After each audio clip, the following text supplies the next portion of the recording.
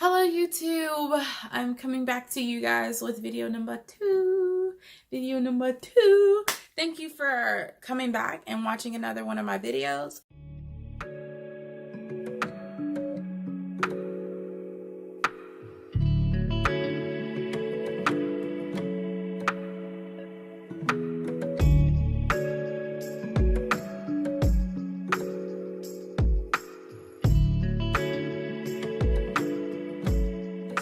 Is just giving me all the feels.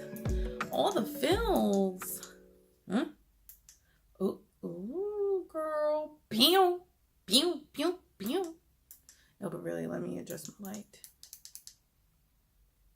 I think that looks pretty good. Okay, so with that being said, I'm coming to you guys with a video about how I got to China. How I got to China.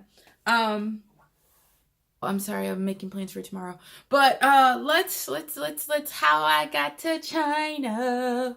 As you guys know, probably not, but if you watch my previous video, you can see that I am in China. I'm in Guangzhou, China. So I want to come to you guys, come to the people that's gonna watch this video, and talk to you guys about like what I might look between both. I probably just need to focus on looking like at my camera, at the actual camera icon. Like what possessed me to come to China, all that good stuff. Yeah. You need to do better, girl. Ooh. You need to do better. Do better. Woo, child. Woo. Ooh, child. Ooh, child. Okay, no, so I want to come to you guys. Why the heck do I keep saying come to you guys? I want to make a video to the people that's gonna watch it, on how I got to China, what I'm doing in China, and all that good stuff. Okay, so first things first. Number one. How I got to China. Oh no, what I was doing before I came to China. So I was actually working for a agency that assisted victims that experienced some type of domestic or sexual trauma. So yeah, I enjoyed what I did. Let's clarify that. I enjoyed what I did. It was starting to burn me out.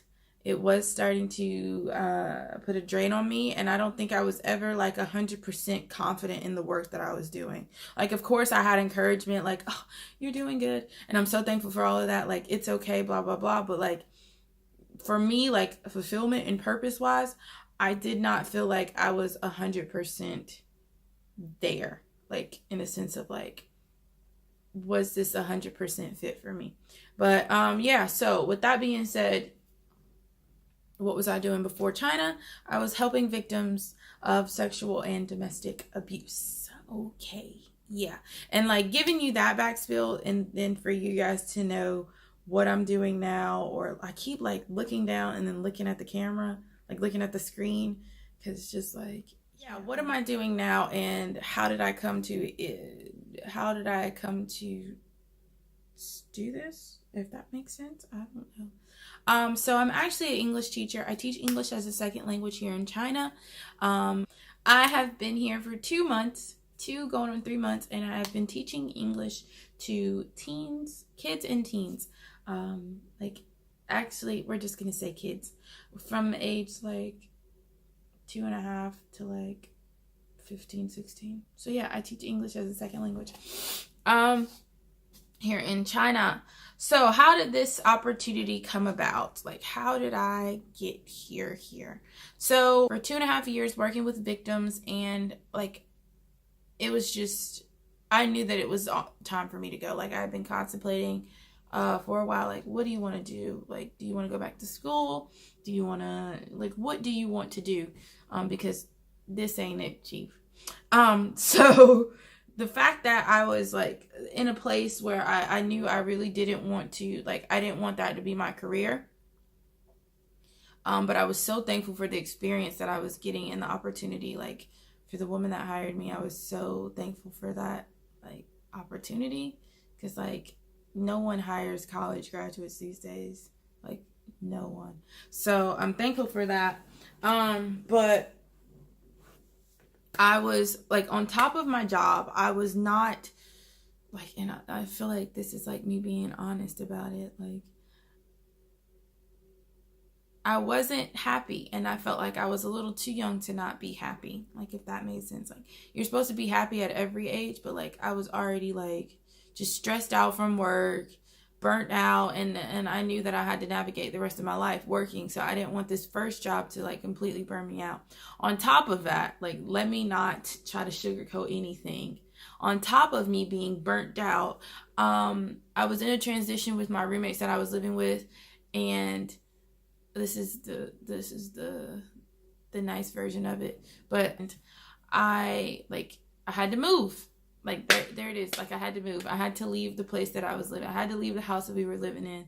And I just knew that I did not want to pay bills by myself in that city, because I wasn't 100% with my job. Like, if I loved my job at that time, then I would have been like, heck yeah, and then I wouldn't be in China. But I just, like, it was phasing. Like, it was time. So looking back on it now, like, I was so stressed. Oh, I was angry. I was stressed. I was just, like, all these emotions, because it's just like, this is the wrong time. Like, I don't have a job. I don't want to stay here. I'm not going home. Like, all these things. And it's just like, I'm so thankful for them now. Like, that was a bad place for me. Like, I was literally stressed. I felt completely off. Like, oh, it was bad. Like, I had knocked myself out of my routines just because of my stress, and, like, packing up my room and the house and stuff like that was stressful for me. Like, yeah, it was just bad. So with that being said, like, after I moved, like, before I moved, of course, like, I started applying for jobs, like, maybe 4 months before. And I would go through a spell where I, like, apply, and then I'd stop for, like, 2 weeks or, like, a month.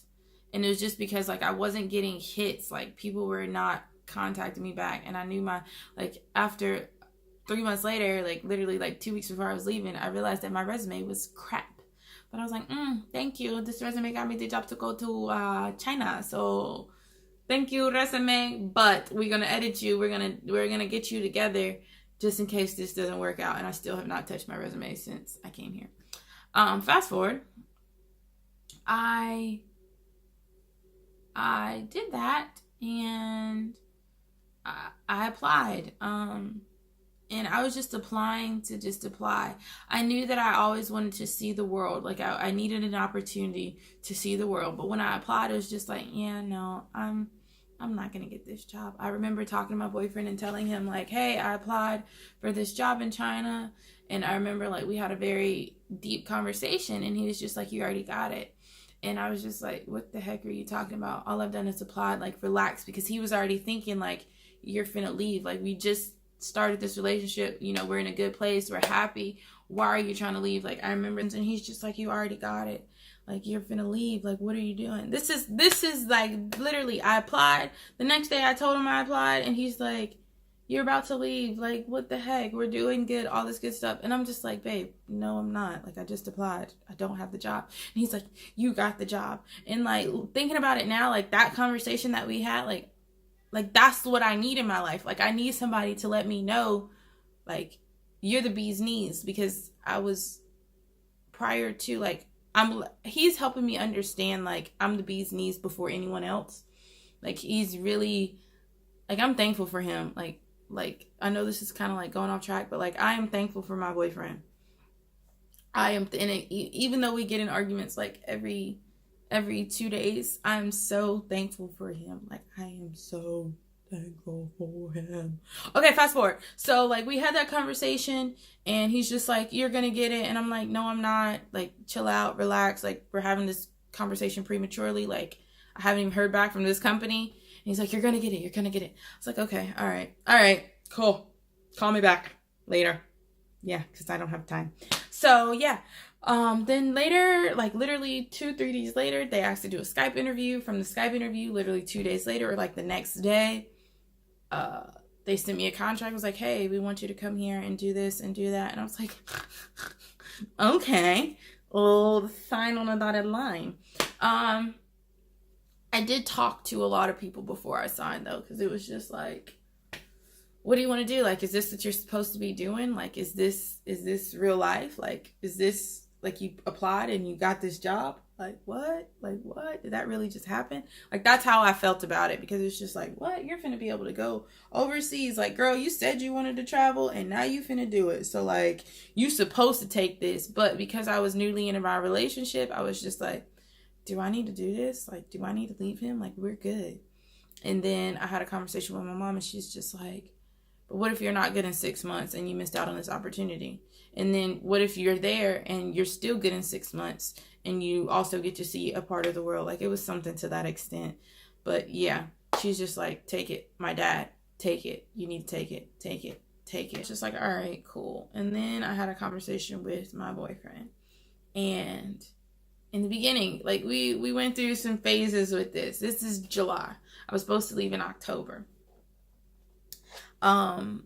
We went through some phases with this, with me being in China. Like, he told me initially, like, go, you need to do this. Then, like, 2 weeks later, it was like, no, we good. You can find a job here. And then 2 weeks later, like, no, babe, I don't want to hold you back because I don't want you to have regrets. And I don't want you to think that I'm like, I don't want to be like, I don't want you to be angry or resent me because you didn't take this opportunity. Like, we had so many back and forths. I was, like I said, initially I was supposed to leave in October, and in September for my birthday last year, I went to London I went to the UK to visit my brother and my sister-in-law and my niece. When I was there, like, me and my brother had a conversation, and he was just like, you need to go. He's like, what about your relationship? If it's meant to be, it'll be. Like, you need to go. And then I talked about it a couple of times, and then with him while I was there. And yeah, I got back like October 3rd, I think. I was in the UK.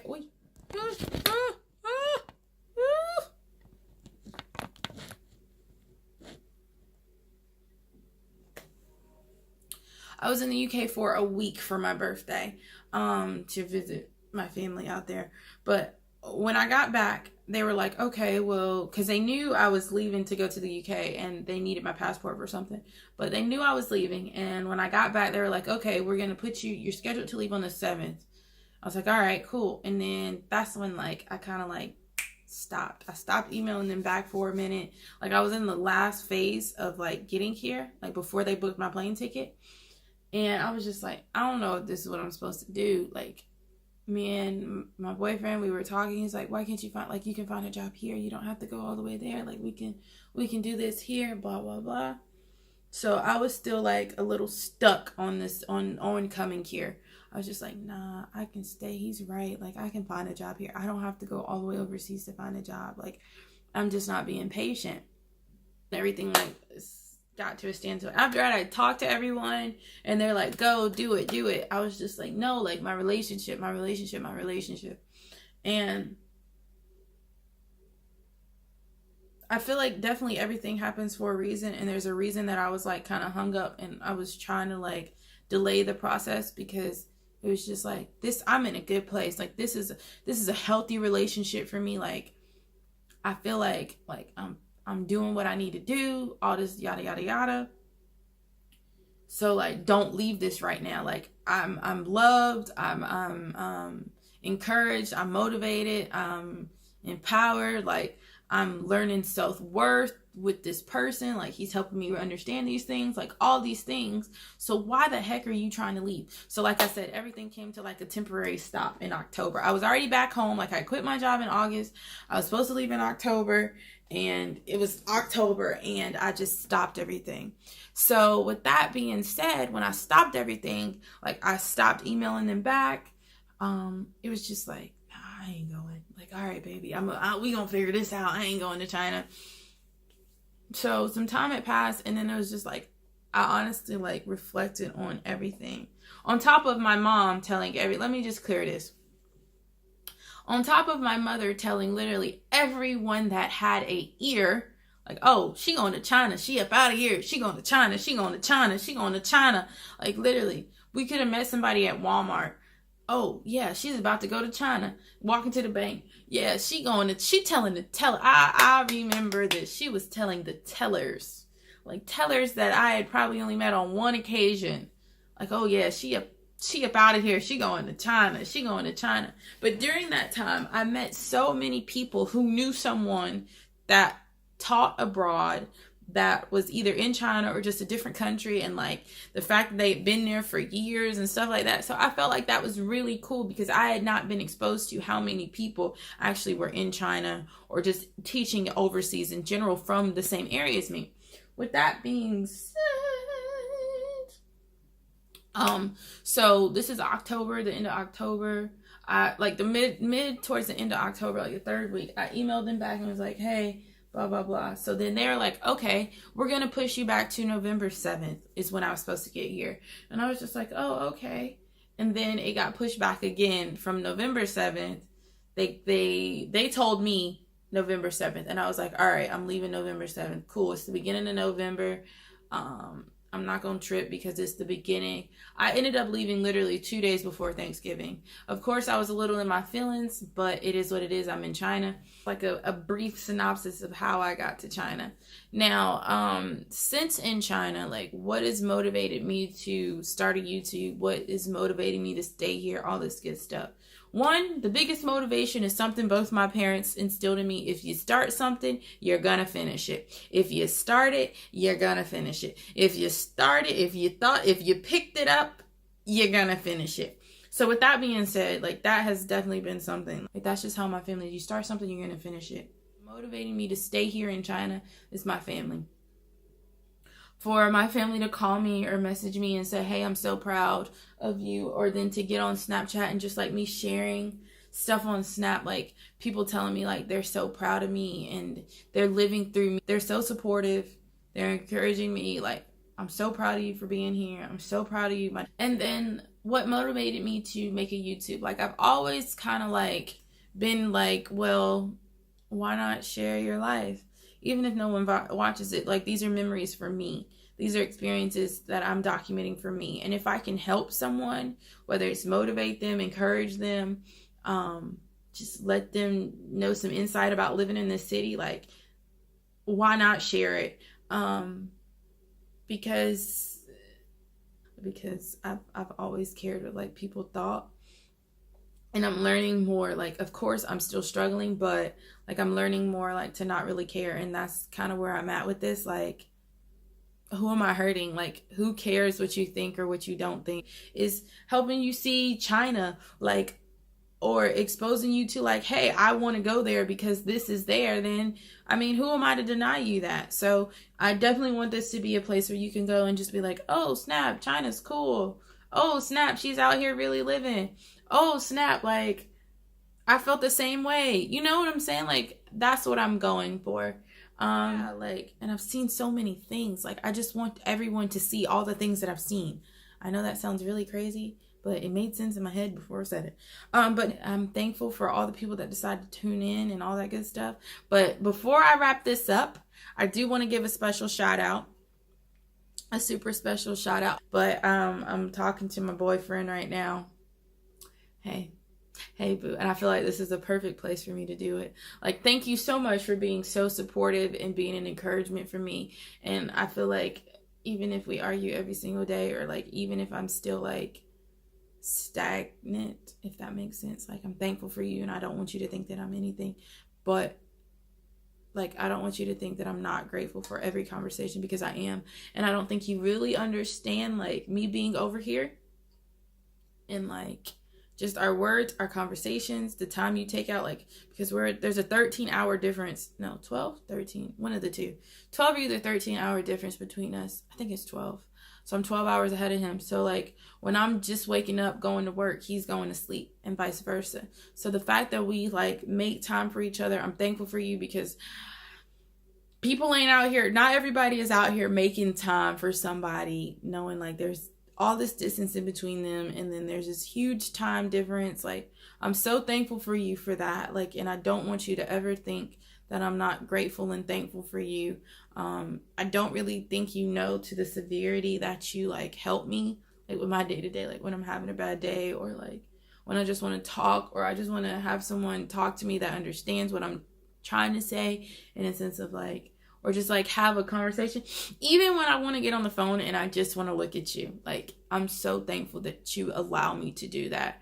And I know that sounds really crazy, but yeah, like, I love you and I'm thankful for you, and I appreciate you and all your motivation and your support. And yeah, like, and thank you for being my first subscriber. I really appreciate that, and watching my video like 3 times, even though it was really crappy. So thank you, thank you, thank you. And yeah, like I said, thank you guys. Thank you everyone else that is tuning into this video. I hope that this is like, oh, okay, well, she did that, and now I know why she's in China. So yeah, thank you, you guys, all that good stuff. Like, comment, subscribe, like, comment, and I will come back to you guys shortly. Peace.